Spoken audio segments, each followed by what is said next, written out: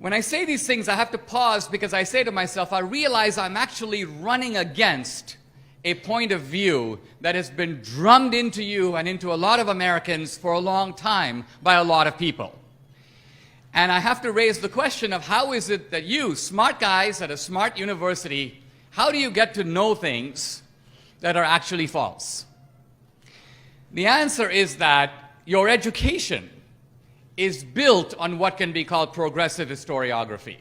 And what I mean by that is that the progressives who came to power in the 50s and 60s, almost a generation ago, they wrote the history books. And they wrote books that said fascism is on the right, and their colleagues who were like-minded cheered them, and the New York Review of Books published favorable reviews, and NPR did interviews with the authors, and then Michael Moore came rolling in to make a documentary.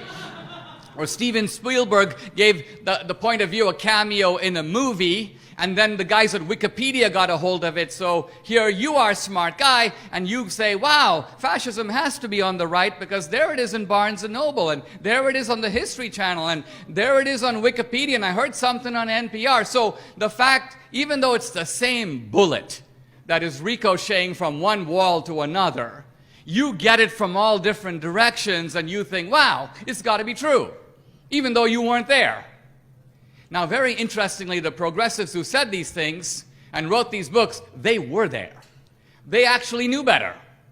But they also knew that when American troops went into the gas chambers and American troops liberated those starving, emaciated, ghostly figures and pulled them out, and the whole world saw these images of fascism and Nazism, they knew that fascism and Nazism are permanently discredited. And they figured that if young people in the future, like you, ever figured out that fascism and Nazism were not only on the left, but were in bed with the left, then the whole game would be over. Lincoln was elected to unite a country and stop slavery. Democrats smeared him, went to war against him, assassinated him. Now their target is Trump. They say he's a racist, a fascist. But who are the real racists and fascists? A nation dies, but its people are not free.